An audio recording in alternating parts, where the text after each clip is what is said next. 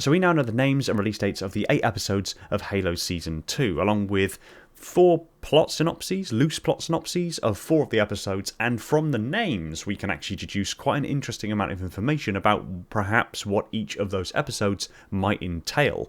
On top of this, I'd like to look at some of the marketing that's been going on with Halo Season 2 at the moment, as well as pass some comments on some things that are coming out across the community in regards to their response to some of the marketing material. And I'd like to weigh in my opinions on a few things that we might expect for Halo Season 2, alongside the fact that we have some emergent information coming out just now that Pablo Schreiber was actually against the relationship and sex scene that we saw in Halo Season 1 between the Chief and McKee. So let's look into that as well. Roll the intro.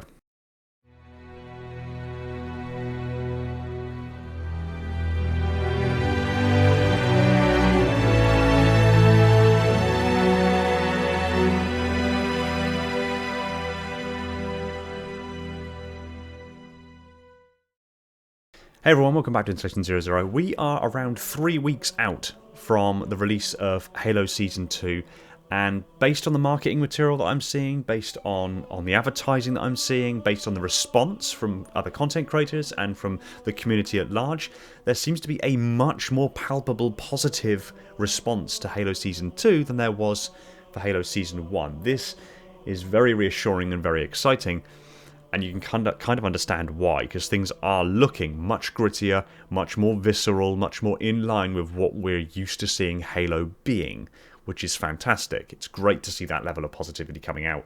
On top of that, like I said, we've been given each of the names for each of the 8 episodes, which are as follows. Episode 1 is called Sanctuary, Episode 2 is called Sword, Episode 3 is Visegrad, Episode 4 is Reach, Episode 5 Aleria, Episode 6 Onyx, Episode 7 Thermopylae, and Episode 8 Halo. And from each of those we can deduce some interesting information. Now there are some plot synopses for 4 of the 8 episodes, and they break down as follows. So Episode 1, Sanctuary, says a deadly evacuation mission signals a shift in Master Chief's war with the Covenant on Reach. A new regime takes the reins at FleetCom, and John senses a looming threat close to home. Now I think that's relatively self-explanatory for what we can expect for Episode 1. We can expect to be on Reach with the Spartans. The Covenant are on their way. Chief knows they're probably on their way.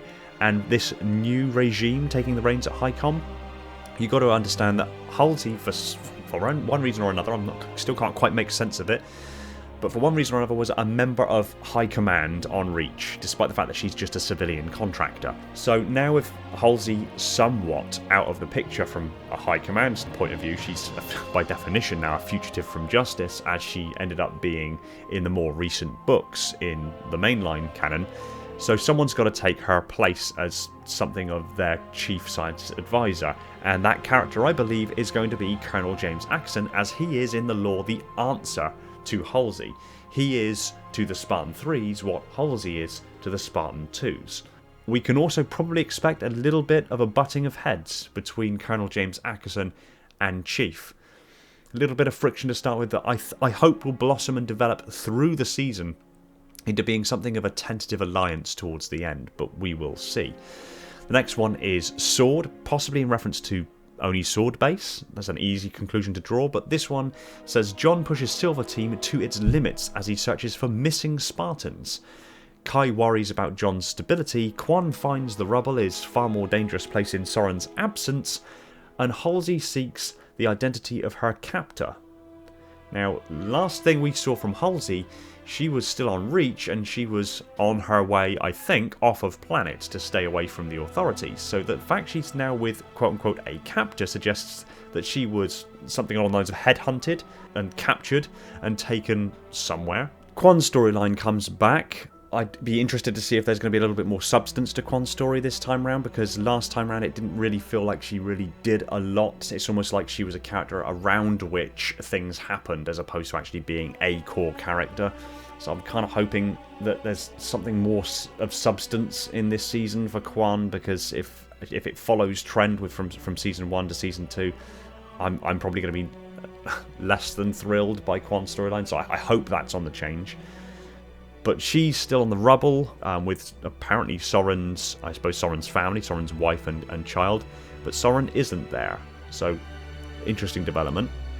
And as for looking for missing Spartans, I can only assume that means looking for perhaps Spartans that are on a roster, but he has no idea about, in which case that could be in reference to the Spartan-IIIs, because the Spartan-III program was classified. Unless it means that the Spartan-IIs are missing, in which case if there are Spartan-IIs missing, that begs the question, why are they missing, and why aren't they on Reach? Episode 3, titled Visegrad, evidently in relation to Visegrad Relay, and we have seen what looks to be a deep space communications relay within the trailers recently, which I've posited was more than likely Visegrad Relay. And of course, if Visegrad Relay is present, maybe Noble Team is present. But again, the plot synopsis for this one being John and Silver Team embark on an unsanctioned mission. Liera, Quan, and Kessler must escape Soren's mutinous crew.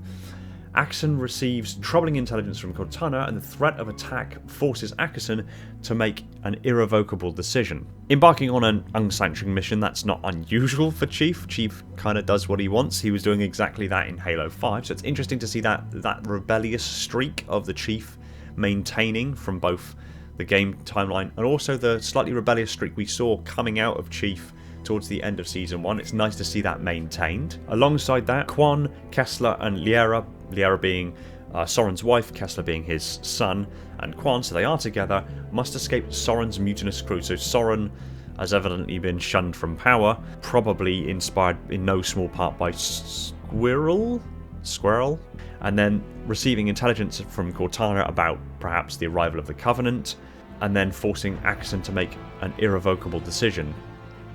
Maybe in reference to bringing the Spartan-IIIs to Reach. Don't know on that one exactly, but again, we will find out. And then episode 4, titled Reach, a Covenant assault threatens humanity's most important stronghold. John, Perez, and Silver Team fight an overwhelming army. Admiral Keyes rallies the UNSC forces to make a stand. Halsey and Soren must work together to escape captivity. So I can only assume at this point that both Halsey and Soren are actually being held captive by the same group, which is... And of course, a Covenant assault threatens humanity's most important stronghold. It's Reach, so of course from that we can deduce there's going to be a lot of action in episode 4. Now there actually aren't plot synopses for episodes 5, 6, 7 and 8, at least as far as I can see. But from the names we can deduce some interesting information. So episode 5 being titled Aleria. Now Aleria is actually an outer colony world within human-controlled space that is considered as being a third world country, or a third world colony rather. It's known really and primarily as being a mining colony, as well as having quite a heavy population of smuggling, piracy and things like that. It was actually cut off from the UNSC as per the UNSC's demand, so to speak, when the Covenant started attacking humanity, mainly to save on resources. It actually worked out to Aleria's advantage because Aleria was never discovered by the Covenant throughout the entirety of the war, while the Covenant obviously ploughed through the rest of humanity. So it may suggest that there's something coming into the play with regards to Aleria. I'm not exactly sure what would be going on Aleria that would be of note enough to have an entire episode dedicated to it.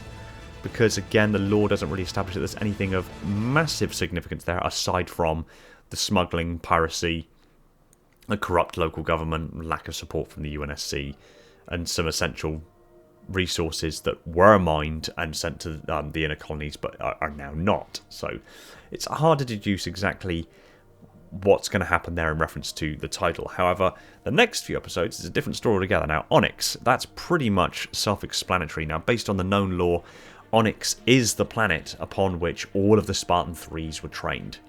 So maybe the decision that Atkinson was making, that was the irrevocable decision earlier on in the season, is paid off in some degree in Onyx when we actually discover the Spartan-IIIs are on their way.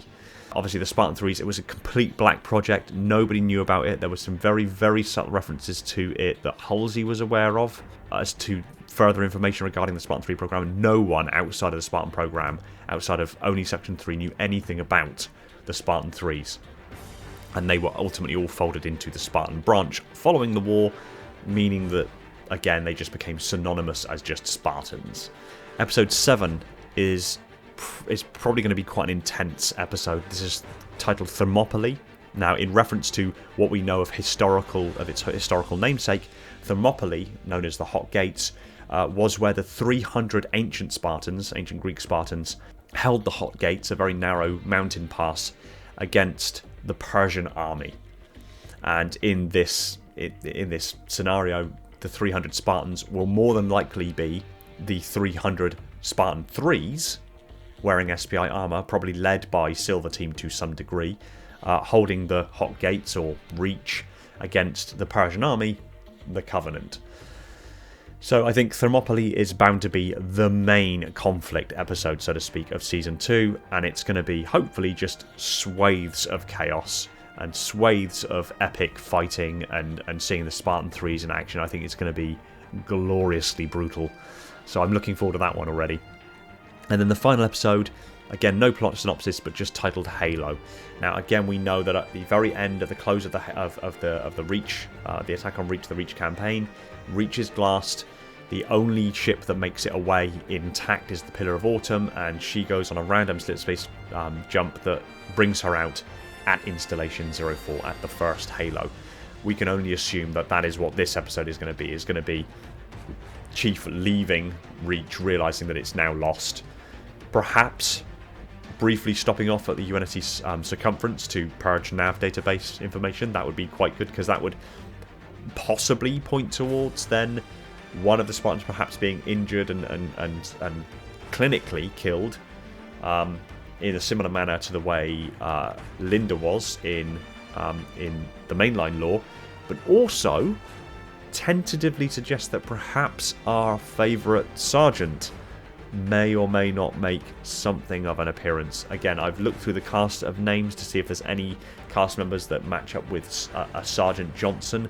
There isn't anything, so I assume maybe that's not going to happen, but we don't know until we get there for certain. And then obviously that would finally finish off with jumping away from Reach and then arriving at the Halo. Now, the actual act of leaving Reach, I feel like, would be if there was going to be a time that Noble Team were going to appear, it would be this episode, in episode 8.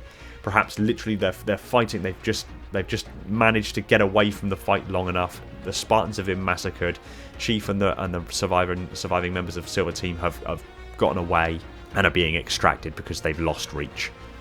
And at this point, perhaps even Silver Team have got another mission that they need to go and tend to, maybe to keep the generators for the Mac platforms still running. Don't know.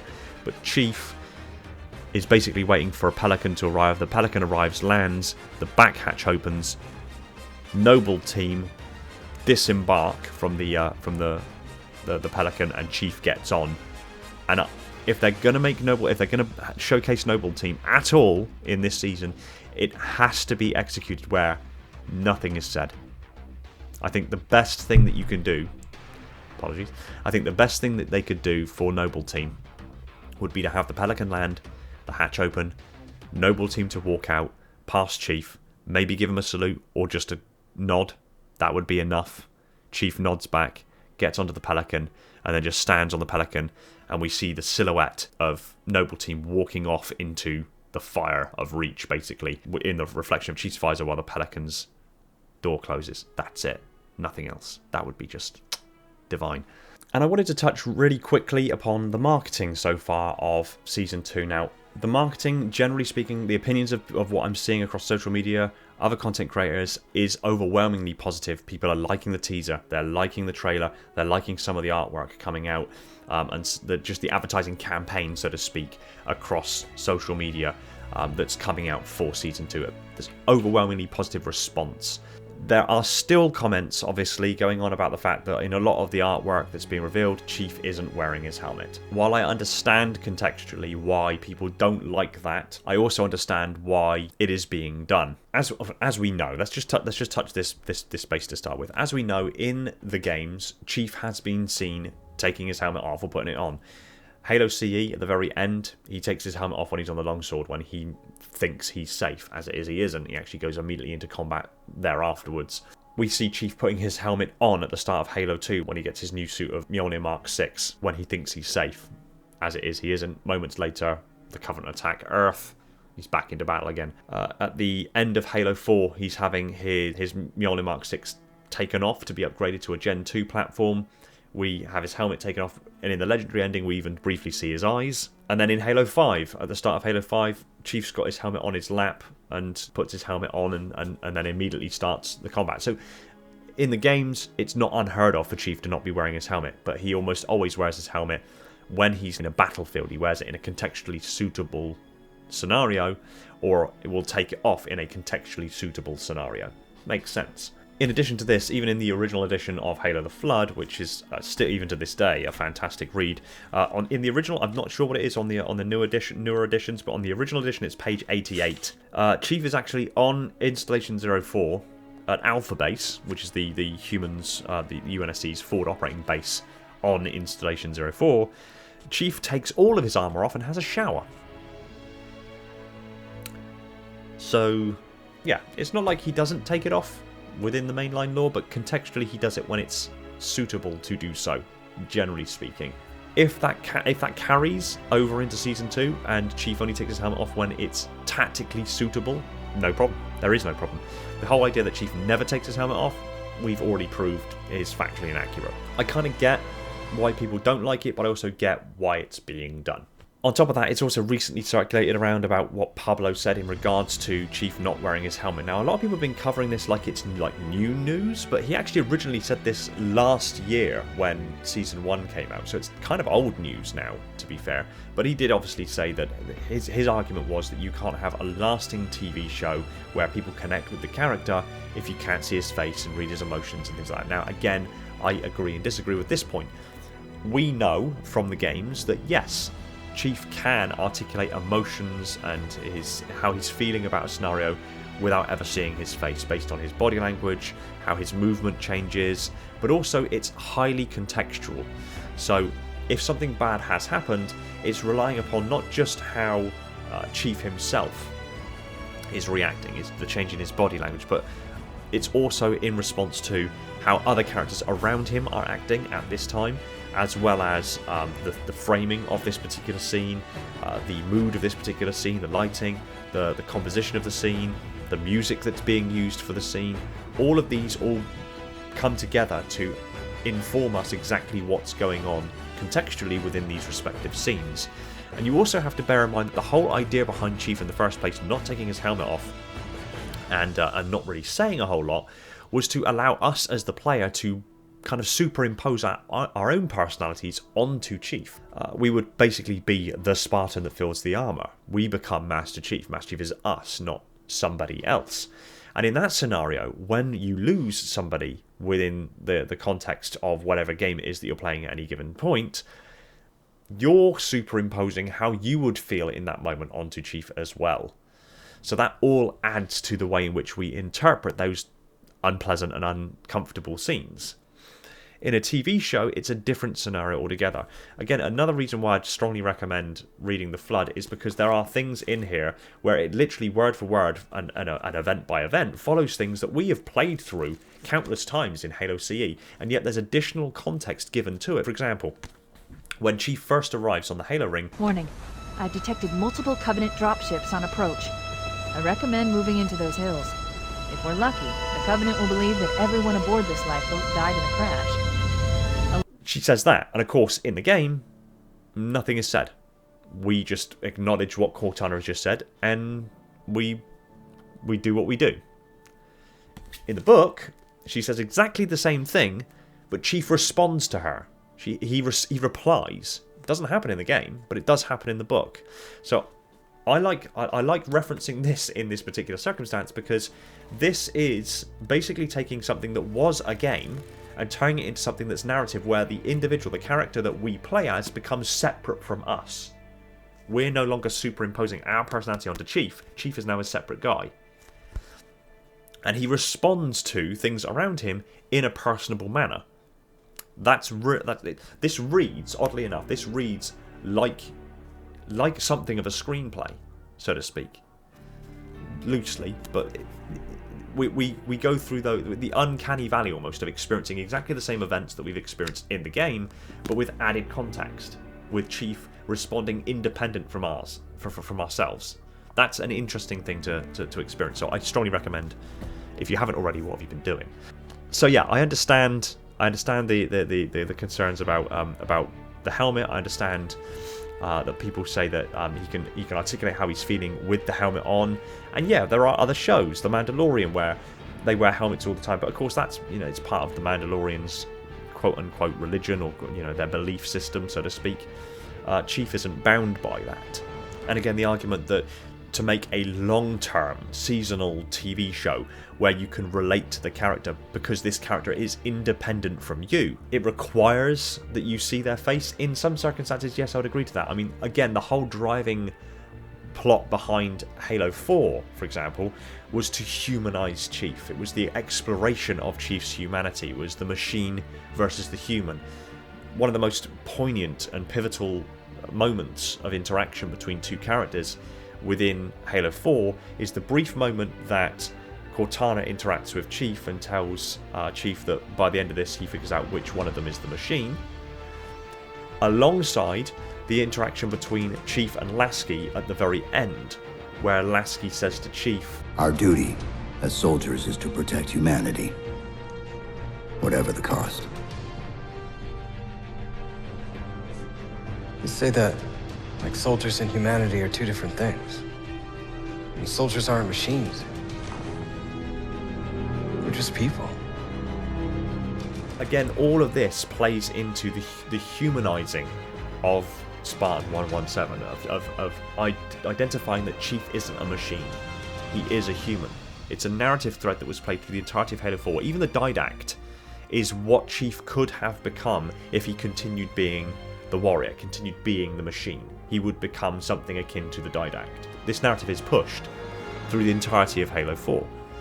And the very fact that at the very end of Halo 4 we get the reveal of Chief's eyes, again showing that underneath the armour there is flesh and bone, there is a human, is a humanizing moment. So the idea then of allowing Chief to take off his helmet, there have been certain circumstances where Chief is wearing just battle fatigues and things, which suggests that maybe he's in between armour, or he's at a UNSC base and I don't know, something's gone. We've seen him with damaged armour, with like a hole in the helmet as well, so he evidently needs an armour upgrade. We've seen other scenes where he's got the Anubis thrusters, which is overwhelmingly a Gen 2 platform upgrade, but by the by, alongside the grapple shot, we've seen that as well. Chief is evidently due an upgrade, so he may be between suits in these particular scenes where we see Chief fighting off the Covenant in just battle fatigues. Contextually, makes loads of sense. Not a problem with it whatsoever. Chief not wearing armour, Chief not wearing his helmet, within context, where the context going on around him actually makes sense, I don't think anyone's going to have a problem with it. Again, we'll see long term. And again, keeping up with that trope of within context is another thing I'm seeing a lot of, is obviously people still referencing to Master Chief as being Master Cheeks, and saying that, they don't want to see Chief naked again. Chief was naked when he received his augmentations. Chief was naked when he had a shower on Installation 04. Chief was naked, nearly naked, when he had his neural chip upgraded to receive Cortana when he was about to suit up into the Mjolnir Mark V platform for the first time. Contextually, Chief has been naked at numerous times. Contextually, if it makes sense, it's suitable for him to be. And I'd also just go a step further than that, on more of a personal note. Pablo worked bloody hard to get the physique that he's got to be able to portray the Master Chief. I don't know about you. I mean, I'm nowhere near as henchy as he is. But if I had that physique, I'd be showing everyone. And the other thing is, you've got to bear in mind, going back to the humanizing trope that we were speaking about just a moment ago. When you look at any other superhero movie, there is always a scene somewhere in that movie where the superhero is not wearing their costume and you can see skin. It happens with Wolverine, it happens with Superman, it happens with Batman, it happens with almost all of them. Almost all of the superheroes at some point or other, especially if they've got the huge physique. It happens with Thor, probably more than we'd want it to.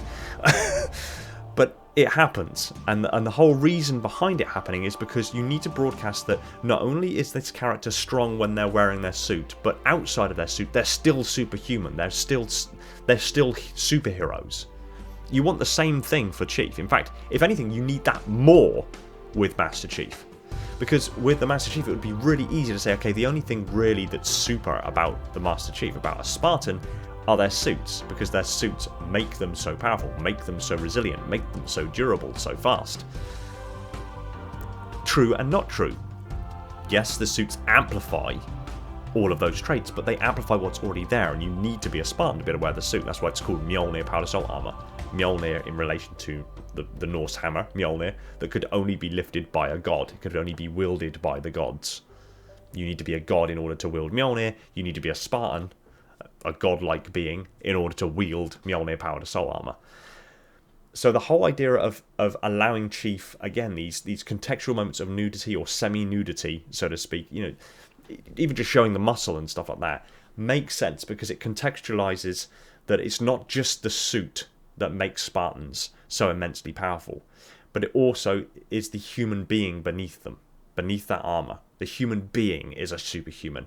And again, that's why we had that scene in Season 1 with Kai lifting that huge water tank and then lifting a warthog laden with 3 Marines via a winch and pulley system. The whole reason they did that, while Kai wasn't wearing armor, just wearing the Spartan BDU, was to clearly broadcast that although when they're wearing their suits, they are super to the nth degree, even out of the suits, they are inhuman levels of strong. You kind of need it. So within context, again, the nudity makes sense. And hell, I'd be flaunting it if I had that kind of a figure. And the last thing I want to touch upon is that very recent, I think even today, an article came out that that highlighted that, or suggested at least, that Pablo actually fought against the sex scene and the romantic relationship between Chief and McKee from Season 1. Now, a lot of these articles, as we established again with Season 1, a lot of these articles can often be taken out of context.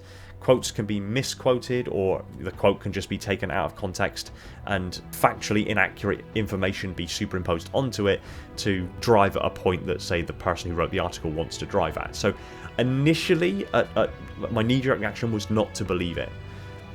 So I went to the source. I went to Pablo himself and I asked whether or not you actually did say this, or whether this is one of those situations of something being misquoted. And he confirmed. He confirmed that he did in fact say this. So he was against the idea of a romantic relationship between Chief and Chief and McKee in Season 1, and against the idea of the sex scene between Chief and McKee in Season 1. He said that, yeah, there should be like a mysterious relationship between them, that it should be magnetic. Absolutely, they should be drawn to each other because they're both, you know, reclaimers, they're both quote unquote blessed ones. They should both be drawn to each other, but it shouldn't be romantic. And he fought quite fervently against it. But of course, he also understood what he was. He understood that he was the actor. He wasn't the writer, he wasn't the director, so he threw his opinion out there, and on this particular occasion the opinion was heard, but it wasn't taken. So the fact that even Chief himself, Pablo Schreiber, was against that particular scene from Season 1 is quite an interesting and eye-opening bit of information to come across, because it shows that he understands what should and should not be certain codes of conduct, so to speak, for a Spartan. That's very reassuring, extremely reassuring. And on top of that, Colonel James Ackerson, Joseph Morgan in Season 2, is an avid Halo player himself. He's one of us. So this is all very reassuring to see for how exactly Season 2 is going to play out. Along with the fact that the new director, the new showrunner, David Weiner, I believe that's how it's pronounced. I've mispronounced it a few different times. Sometimes I've said Weiner, sometimes I've said Weiner, because it's spelt the same. I think it's Weiner. David Weiner seems to be on point with knowing exactly how things are supposed to be done. He has said that he's trying to get this season to go in the direction that fans expect it to go into. That's really, really reassuring as well. So all of this, when you take it all together, is extremely reassuring. The teaser we're seeing, I was blown away by the teaser when I saw that on the huge screen in Sao Paulo. The trailer, it's grown on me. Initially I was like, oh, not sure. It did. I think I was spoiled by the teaser. It was such a huge thing to see that teaser, and it grabbed me instantly, and it grabbed the 5,000 other people that were sat there with me instantly. So I think I was spoiled by that. So when I saw the teaser, when I saw the trailer here just at home, I think it was like I'd been spoiled by that, so I was expecting more, and then yeah. But it's grown on me. I've watched it a few more times, and now I'm really into it. There's been some other sort of shorter trailers and things that have released since. They're phenomenal. I'm loving the Spartan-III company that are all stood together ready to go to battle. The names of the episodes that have released, along with the plot synopsis for half of them, all look like they're going in the right direction, as well as the stuff that we can kind of infer from the names of the other episodes. I am in an overwhelmingly positive mood for Season 2. All of it massively encouraging. I'm extremely excited about what Season 2 has in store for us. 3 weeks away. That's all it is. 3 weeks away, and both Episode 1 and 2 release on the same day, February 8th. So I'm, again, really looking forward to seeing what comes out of that. That's kind of broadly what I wanted to cover here today. There's going to be more I'm going to talk about in due course. And again, if you want me to talk about specific things, please put them in the comments down below. Take it easy, everyone, and find peace in the domain. Thanks for watching. If you enjoyed the video, consider smashing the like button and leave a comment below on what you'd like me to cover next. Big shout out to my patrons, Spartan-10148, the Metarch of my installation, Falcon, Prophet Bear, Mikhail, Sophia, and Ashley, my dutiful monitors. Darian, Scarab, Spartan-0137, Anthony, Ghost, Aaron, Chris, Jacob, Sean, Element Zero, Somatic, Jordan J3, Dan, Mr. Keys, Directal, Gunslinger, Jacob, Bandmill, Echo, Evermore, Officer Cat, and Personal Devil, my diligent sub-monitors, my fleet of Strato Sentinels, and my loyal enforcers. And all the other patrons who have jumped aboard to support the channel. It means more to me than I can accurately put into words. Another shout out to my Tier 0 Transcendent YouTube members, Spartan-137, Jacob, Schmitty, Talia, Fenrir and Born Stella, and all the other YouTube members keeping my installation running on that glorious vacuum energy. Shout out to John for I don't fucking know. And if you want more of this kind of content, hit the subscribe button and the little bell icon so you don't miss any future videos, and consider jumping aboard yourself as a patron or YouTube member to keep the channel alive and kicking. Thanks again for watching. Take it easy, everyone, and find peace in the domain.